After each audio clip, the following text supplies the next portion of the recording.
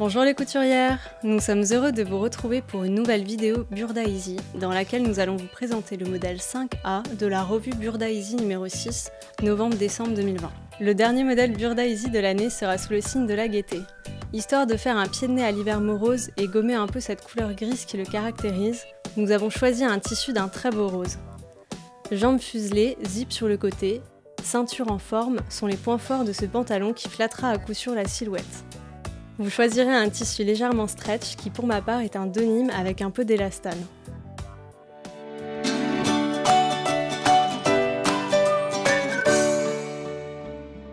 Pour les fournitures, il vous faut du fil à coudre assorti à votre tissu, une aiguille pour machine à coudre, des épingles, une aiguille pour coudre à la main, du fil à bâtir, des ciseaux de couture, un mètre ruban, une craie ou un crayon tailleur, un stylo et une règle.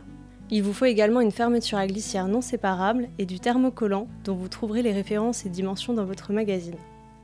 J'ai coupé les pièces 1 à 4 qui se trouvent sur la planche à patron 3, suivant le plan de coupe, en y ajoutant les surplus de couture indiqués et en y reportant tous les repères du patron. J'ai également coupé une pièce 3 et une pièce 4 dans l'entoilage.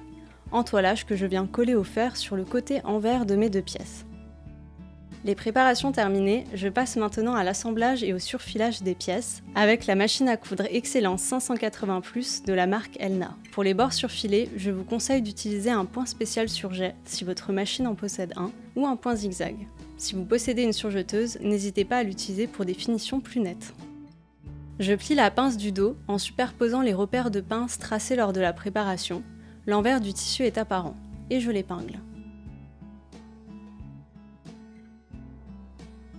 Je la couds en partant du bord supérieur du pantalon jusqu'à la pointe. Je termine la couture en appuyant sur la touche qui nouera et coupera les fils automatiquement. Si votre machine ne possède pas cette option, laissez dépasser les fils, puis nouez-les ensemble. Je repasse les pinces vers le milieu dos. Pour le côté droit, je pose le côté latéral de la jambe avant sur celui de la jambe arrière, endroit contre endroit. J'épingle en faisant correspondre les repères du genou, puis j'assemble la couture latérale à partir du repère 1. Pour le côté gauche en revanche, je commence à piquer à partir du repère de fente de la fermeture à glissière. Les coutures latérales seront sécurisées par un point d'arrêt aux extrémités. Je surfile les surplus séparément et ouvre les coutures au fer. Sur le côté gauche, je replie vers l'envers les surplus qui ne sont pas assemblés et les repasse afin que les pliures soient bord à bord. À présent, je pose les surplus de l'entrejambe, endroit contre endroit. Je les épingle en faisant coïncider les repères du genou et je les assemble à partir du repère 2, en tendant légèrement la jambe arrière jusqu'au repère du genou. Je surfile les surplus séparément et ouvre les coutures au fer.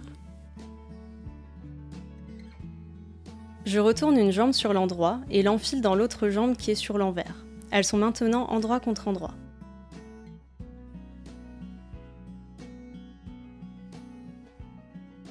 Je fais coïncider les coutures de l'entrejambe et superpose les surplus de la couture centrale avant et arrière, autrement dit les fourches, puis j'épingle.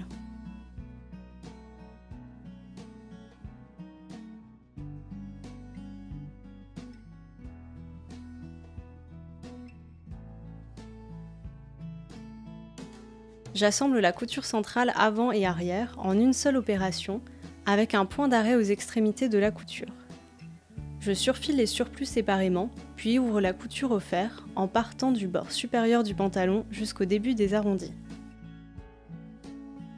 Je pose la ceinture entoilée du dos sur la ceinture entoilée du devant, endroit contre endroit, et assemble le côté droit à partir du repère 3.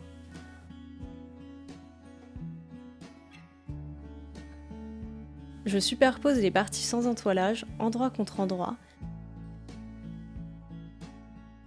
et assemble là aussi le côté droit, qui sera le côté symétriquement opposé à celui que je viens de piquer.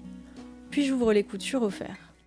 Je pose la ceinture entoilée sur le bord supérieur du pantalon, endroit contre endroit, en faisant coïncider les coutures latérales, et j'épingle les surplus en dépliant les bords de la fente.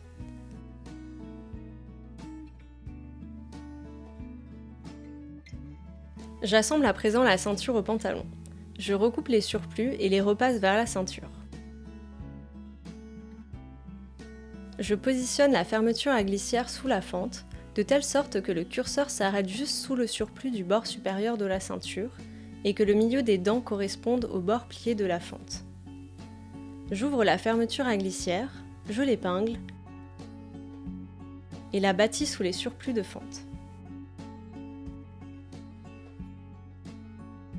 Je mets le pied presseur spécial zip et surpique à 7 mm du premier bord.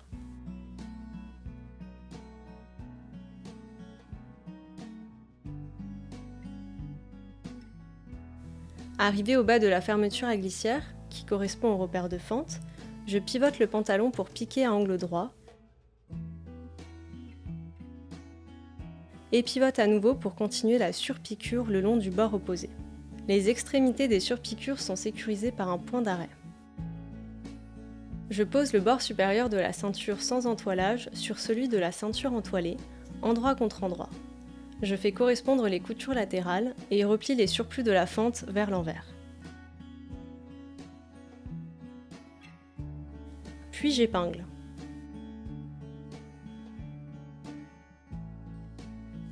Je remets le pied presseur universel et assemble les bords avec un point d'arrêt aux extrémités de la couture.